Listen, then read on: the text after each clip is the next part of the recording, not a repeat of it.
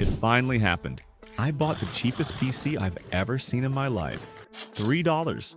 Yes, 3. At that price, I'm pretty sure the seller just wanted it gone before the recycling center charged them a fee. When I cracked it open, I was honestly surprised it wasn't already part of an e-waste sculpture somewhere. I have absolutely no idea what's inside, and I have even less idea whether this $3 Survivor can somehow be transformed into a real gaming machine. So let's fire it up, dig into the mystery hardware, and see if we can perform a miracle in today's video. Based on the outside, this looks like a regular Acer desktop, but something's definitely wrong. The entire power supply is missing. Probably died, exploded, or someone just decided it wasn't worth saving. The front DVD drive? Gone too. It must have left together with the PSU.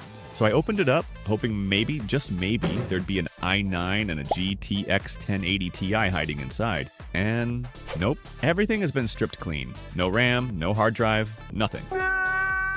So my $3 basically bought me a motherboard and maybe a CPU. Alright, let me pull the CPU out and see which S9 I just scored. Oh no, it's gone. Someone already took it. My $3 dream just died right here. So in the end, all I've got is a case and a motherboard that feels just as empty as my soul right now. In the end, the only thing I could actually befriend was the motherboard itself.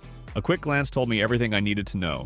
This is a B85 board with an LGA 1150 socket, which means it can only run Intel 4th gen CPUs. But before getting too excited, I had to figure out one thing. Does it even work? So I grabbed one of my own CPUs, dropped it into the socket,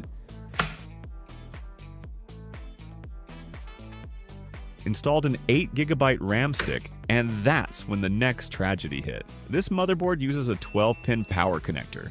Something no normal power supply in my room, and nowhere probably on the planet, still uses. Every PSU I own only has standard 24-pin connectors. So yeah, I had no choice. I had to buy a 24-pin to 12-pin adapter for $7.20 just to bring this mystery board back to life. And now comes the moment of truth. Time to find out whether this motherboard actually works, or if it's just another piece of e-waste that somehow found its way into my hands. I hit the power button. The CPU fan spins up, which gave me a tiny bit of hope, but the keyboard stayed dark, and there was no display output at all. My first suspicion was the RAM. Maybe the contacts were dirty. So I pulled the stick out, cleaned the pins, swapped it to the other slot, but nope, nothing changed. At this point, I was getting pretty worried that the motherboard itself might be dead. I removed the cooler and touched the CPU to check, and yep, it was warming up normally. So at least the CPU isn't the culprit, which unfortunately means the problem is probably somewhere on the board. And after messing around for way too long, I finally woke it up. Turns out the problem wasn't the RAM, the CPU,